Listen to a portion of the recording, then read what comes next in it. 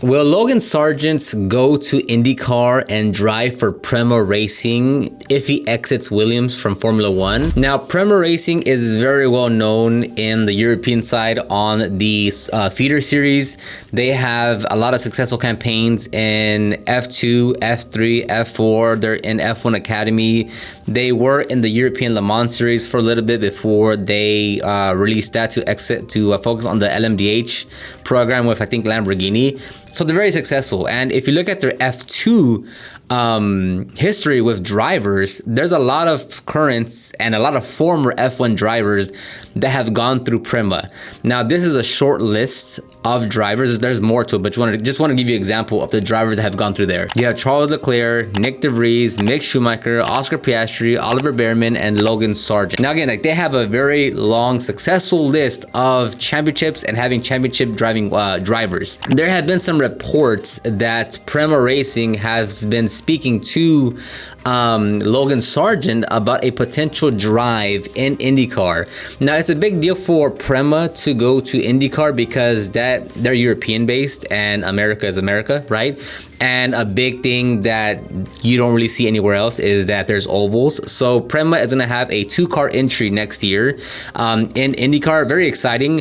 They don't know the driver yet. When the articles first released of Prema joining, they were very clear with saying, we want to have an American based, not American based, but they want to have a team and facility and organization based out of America because that's where that's where everything takes place. And they want to have one American driver that understands IndyCar, and then the other driver is believed to be from from the European side, or someone that's not from the IndyCar stable already. So on motorsport.com, we have team principal, I might say his name wrong, Ren Rosen.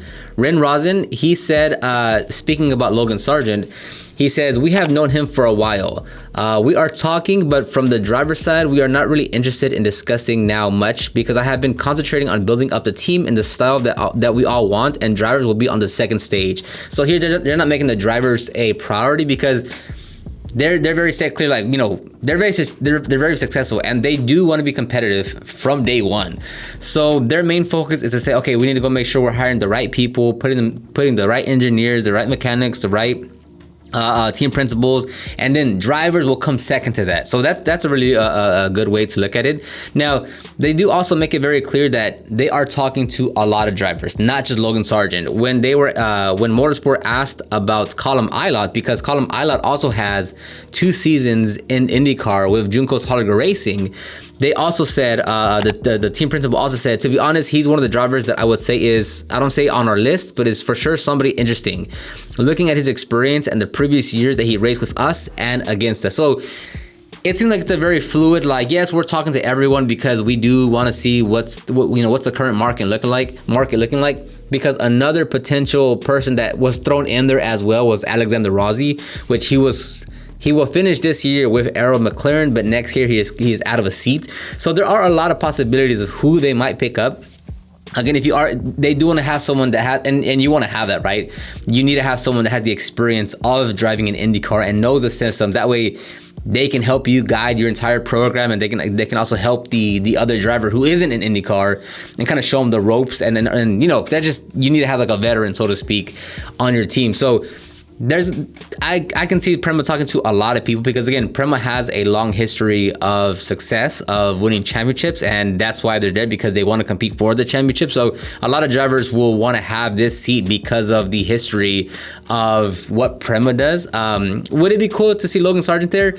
Honestly, yes, just because it's one, he's the American that came from F1 and he'll go to IndyCar. That'd be cool. He would join Alexander Rossi, who was the last American to drive in F1 and comes to IndyCar. I think Alexander Rossi had 5 or 9 races back in 2015.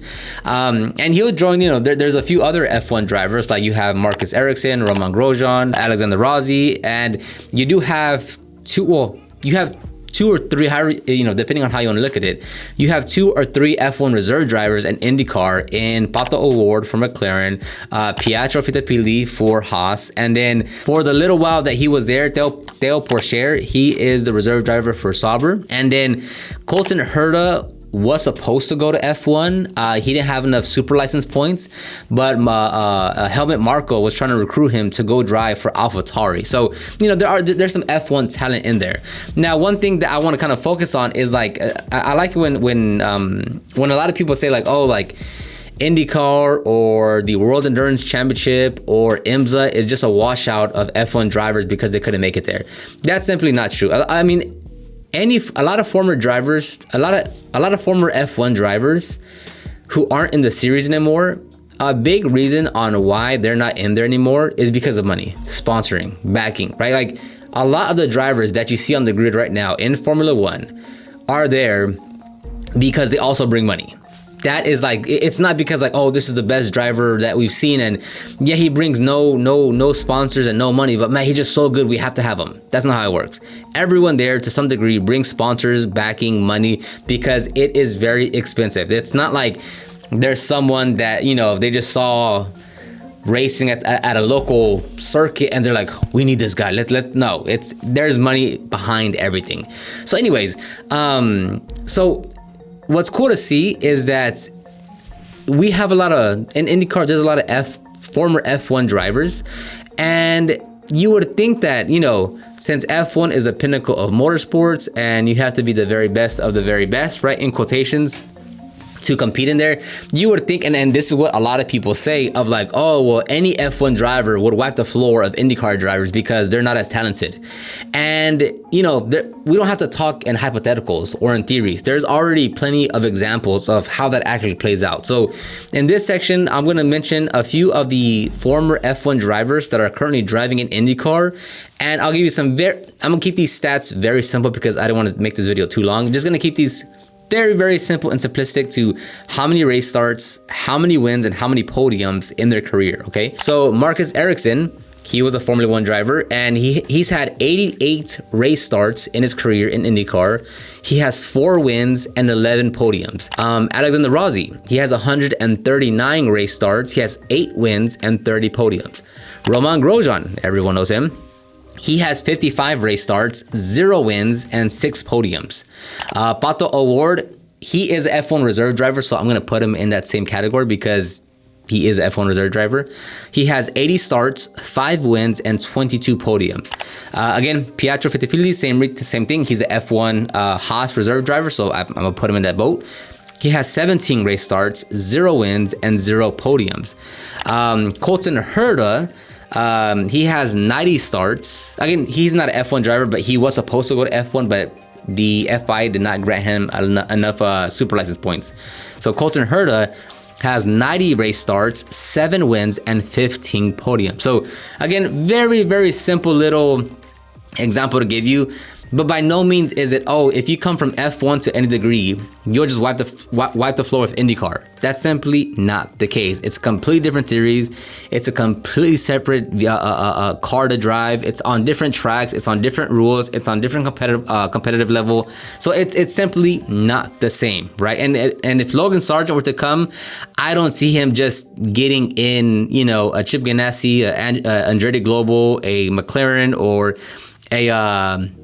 a Team Penske car and just wiping the floor. That's probably not gonna happen. And those are the top teams. If he goes to any other lower team, aside from Prema, it's not like he's gonna come out here just winning left and right, So there's already plenty of examples of F1 drivers, former F1 drivers coming in IndyCar, and it's not just a landslide of a win. Now, of course, the team that you're on really matters, but a lot of these drivers that I mentioned, these F1 or F1 reserve drivers, they're on top teams, right? They're on the Chip Ganassis, on the Andretti Globals, and the McLarens. So, they're not just wiping the floor in IndyCar. Now, even Kevin Magnussen, he actually did one race back in 2021 with McLaren in IndyCar at Road America. And again, now to be fair, it's not like Kevin Magnussen had just a ton of prep time, right? Like it was very short notice, but he did say one of his dreams was to drive an IndyCar, and he did one race, so, dream fulfilled. But anyways, he's an F1 driver, a lot of experience, minimal practice time, minimal prep time, so I'm not holding anything against him. I'm just kind of proving the point of like, you just can't get one F1 driver and just think like, boom, they're going to be successful. So in the Road America race, he qualified P21. And unfortunately, I believe he had a mechanical issue and he did not finish the race. So that's not good. And then Nico Hulkenberg actually tested for IndyCar as well. He went with Arrow McLaren. And this is what he had to say about driving an IndyCar. He said, first time in an IndyCar, first time at Barber Motorsports Park. That's a great venue, by the way. I highly recommend you guys go to that one. And overall, I think it was good and successful day. I definitely can confirm that these Theory Monsters are very physical cars, and it took me a while in the morning to feel comfortable. But in the afternoon, the lap times and the performance started to come in, and it was great fun. Now, he ended up not obviously going with IndyCar. He stayed, and good thing he got picked back up by F1. So that's really cool. But the point is, if Logan Sargent were to come to F1, even joining a Prema, or even let's say a Chip Ganassi or a Nandretti Global, like these bigger teams, I don't see him just immediately wiping the floor. And I think most people would agree with that, just because his F1 performance hasn't been as stellar. But from what a lot of comments say on the interwebs, saying, oh, any F1 driver could be any IndyCar driver, they're just washouts. It's just not simply like that, right? They are two completely different series. Yes, they're the same, they're single seater, they're open wheel, sure, right? They're completely different in terms of like how you actually compete in those series. So let me know your thoughts on what you think or how you think Logan Sargent will perform, and I'll talk to you on the next one.